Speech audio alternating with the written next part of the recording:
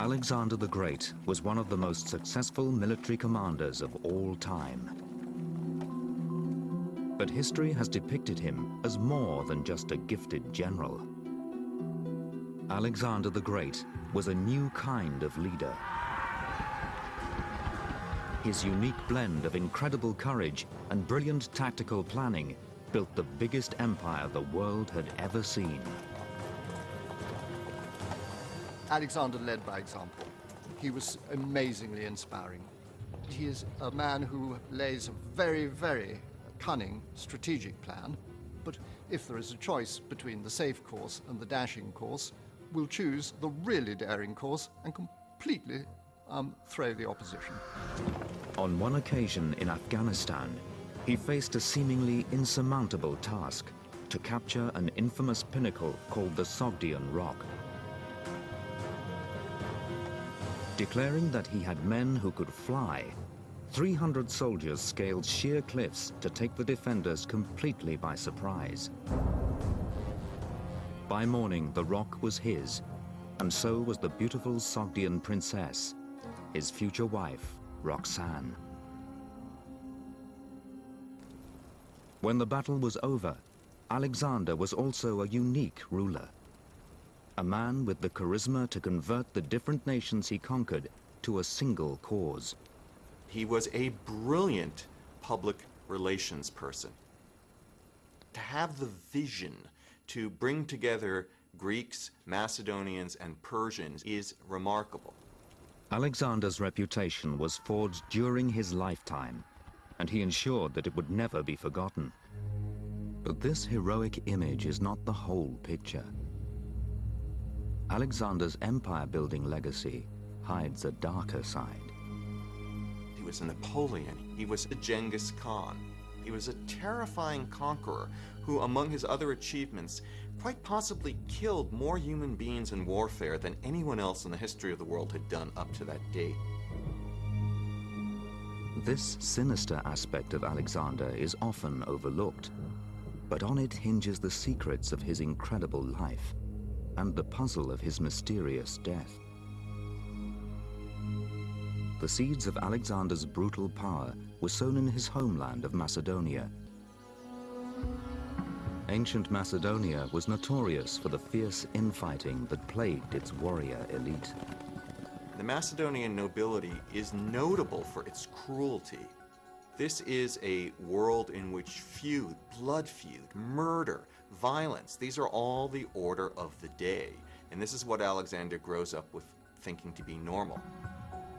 A living reminder of the brutal society Alexander came from can still be seen today. The glittering tomb of his father Philip, who was assassinated in front of Alexander's own eyes. Alexander became king of Macedonia at the age of only 20.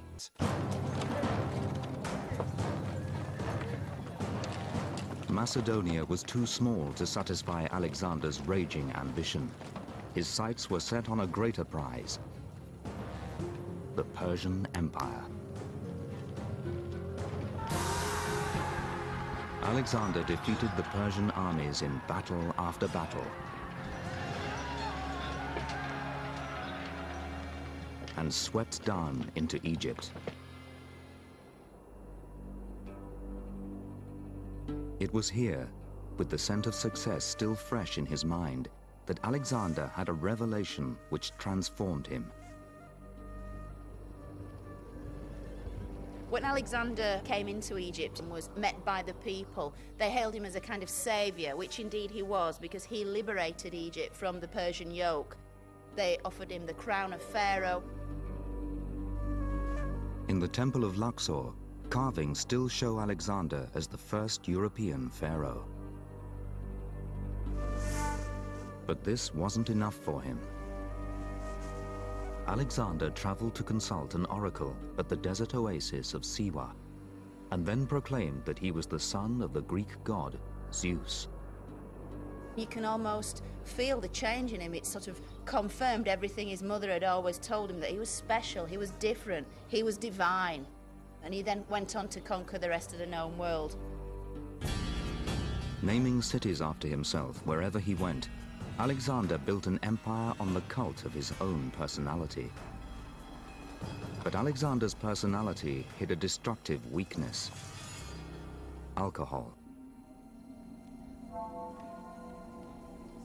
The Macedonians were the great drinkers of the ancient world, and as king, Alexander took it to new extremes.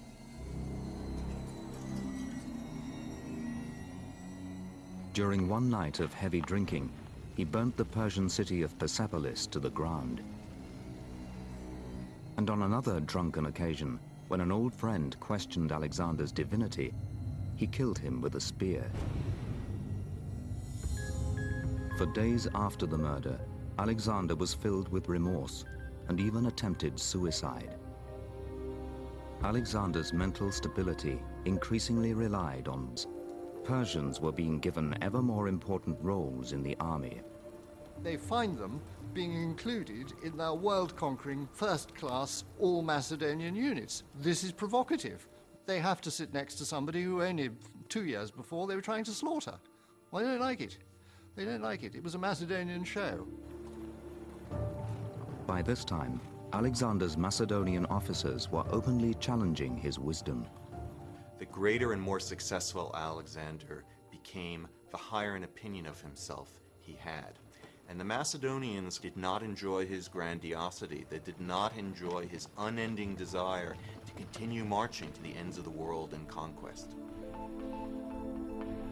But in 323 BC, Alexander turned his sights on the Arabian Peninsula. His army could scarcely believe it. They had marched through a lethal desert in southern Iran, and people had suffered appallingly. What were they facing in June 323? My God, another great march into another ghastly desert. Then, just days before the planned invasion of Arabia, Alexander was drinking heavily at a banquet. Late that night, he became violently ill.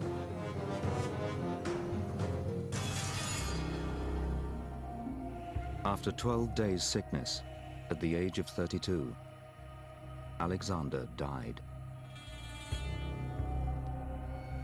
For centuries, mystery has shrouded the death of the ancient world's most prolific empire builder. Was it alcohol? Was it disease? Or with a growing list of enemies, was it murder?